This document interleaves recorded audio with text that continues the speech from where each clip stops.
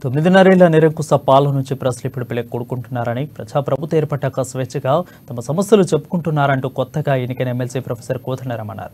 గత బీఆర్ఎస్ పాలనలో అన్ని వ్యవస్థలను నెరవేర్చాయని అన్నారు.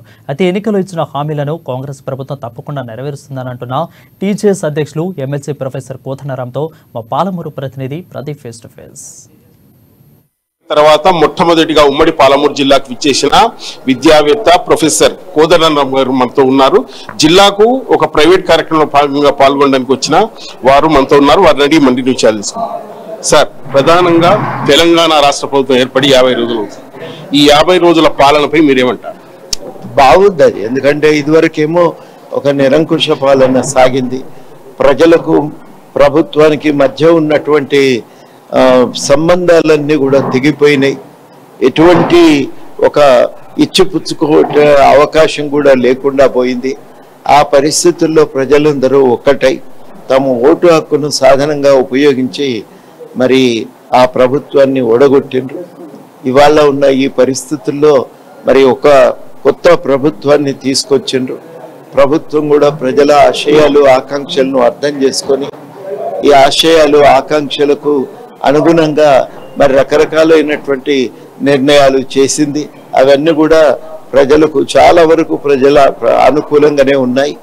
మరి ఈ ప్రజాస్వామిక వాతావరణం మరింత బలంగా నిలబడాలంటే ఈ 9.5 సంవత్సరాల పాలనా క్రమంలో మనం చాలా రకాలుగా నష్టపోయినాం. పాలనా వ్యవస్థ విధ్వంసమైంది, ఆర్థిక రంగం కుప్పగూలిపోయింది. ఈ పరిస్థితుల్లో మనం అందరం కూడా సంఘటితంగా నిలబడి ఈ ఆర్థిక రంగ పునరుద్ధరణ కోసము, అదేవిధంగా పాలనా వ్యవస్థను మళ్ళీ వాటికి జీవం పోయటానికి అందరం కూడా ఐక్యమై మనం కూడా మనకు తోచిన సూచనలు ప్రభుత్వానికి ఇవ్వాలి. ఇదివరకైతే మధ్యన ఒక అద్దం తెర అనేది ప్రజలకు ప్రభుత్వానికి మధ్య ఉండేది. ఇప్పుడు ఆ అద్దం తెర అనేది తొలగిపోయింది. కాబట్టి ఈ పరిస్థితులను సద్వినియోగం చేసుకోవాలి, ప్రజాస్వామ్య పునరుద్ధరణకు పూనుకోవాలని ప్రజలకు కూడా విజ్ఞప్తి చేస్తారు. ఏదైతే బీఆర్ఎస్ ప్రభుత్వం గత 9.5 సంవత్సరాల్లో అన్ని వ్యవస్థలను నిర్వీర్యం చేసిందని కాంగ్రెస్ ప్రభుత్వం ఉంటుంది. దీని మీద బీఆర్ఎస్ ప్రభుత్వం కూడా మేము సంపదను సృష్టించాము, ఎక్కడైతే ఆ ప్రభుత్వం నడపాలనో ఆర్థిక వ్యవస్థతో ప్రభుత్వం ముడిపడి ఉంటుంది, కానీ కొన్ని అప్పులు చేయాల్సి వస్తుంది. ఒకవైపు బీఆర్ఎస్ అది చెప్తుంది, కాంగ్రెస్ మొత్తం ఆర్థిక వ్యవస్థతో పాటు అన్ని వ్యవస్థలు నిర్వీర్యం చేసింది. దీంట్లో ఎట్లా చూడాలి దీన్ని?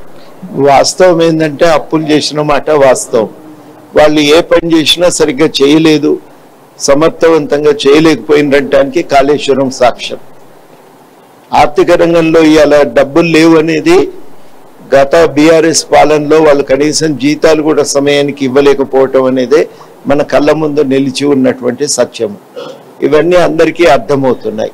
ఇవాళ చాలా కీలకం ఏంటంటే ఇప్పుడు ఈ ప్రభుత్వము చెప్తున్నటువంటి లెక్కలు అవి శ్వేతపత్రం రూపంలో విడుదలైనవి. టిఆర్ఎస్ వాళ్ళు చెప్తున్నది, బీఆర్ఎస్ చెప్తున్నది వాస్తవానికి ఆ లెక్కలన్నీ అప్పులను ఆస్తులను కలిపి చూపిస్తున్నారు. రెండు కలిపి చూపిస్తే లెక్కలు పెద్దగానే ఉంటాయి.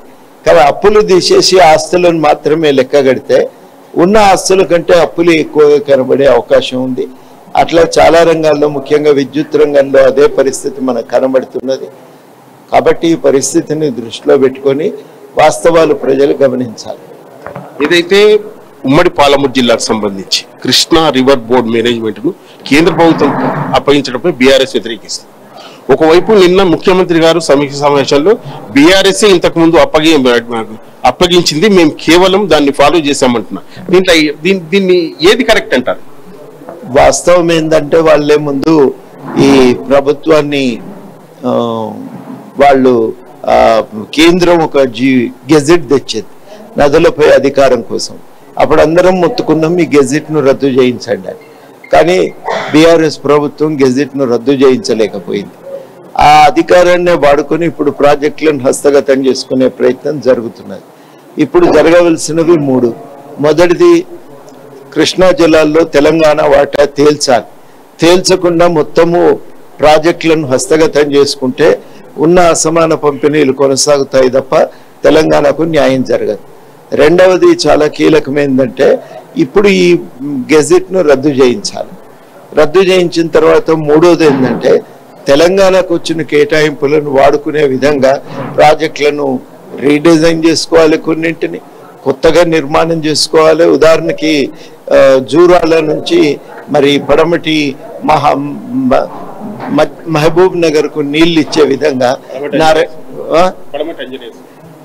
పడమటి ఆ ప్రాంతానికి నీళ్లు ఇచ్చే విధంగా నీళ్లు ఎత్తిపోసి అటు వికారాబాద్ దాకా తీసుకొని పోవాలి. అది కూడా పూర్తి చేయాలి. ఇవన్నీ జరిగితే తప్ప తెలంగాణకు న్యాయం జరగదు. ఏదైతే బీఆర్ఎస్ ఏదైతే కాంగ్రెస్ ప్రభుత్వం 50 రోజుల పాలనపై ప్రభుత్వం మంచిగా పనిచేస్తుందంటూ రాబోయే రోజుల్లో తెలంగాణ రాష్ట్రాన్ని అభివృద్ధి లక్ష్యంగా కాంగ్రెస్ పార్టీ ప్రభుత్వం ఆ దిశగానే ఏదైతే చెప్పిన అంశాలను ప్రాధాన్యత ఇస్తూ ముందుకు పోతుందంటూ ఏదైతే కేఆర్ఎంబీపీ కృష్ణా రివర్ బోర్డు మేనేజ్మెంట్ పై ఏదైతే గతంలో బీఆర్ఎస్ చేసిన తప్పుని కాంగ్రెస్ పార్టీ ఎత్తి చూపుతుందంటే కాంగ్రెస్ పార్టీ కొత్తగా ఈ ప్రభుత్వం ఏమి అప్పగించలేదంటూ కూడా చెప్తున్నటువంటి పరిస్థితి. ఇది ఇక్కడ పరిస్థితి. వీడియో జర్నలిస్ట్ రాజేష్ తో ప్రదీప్, అమ్మా న్యూస్, కల్వకుర్తి నుంచి.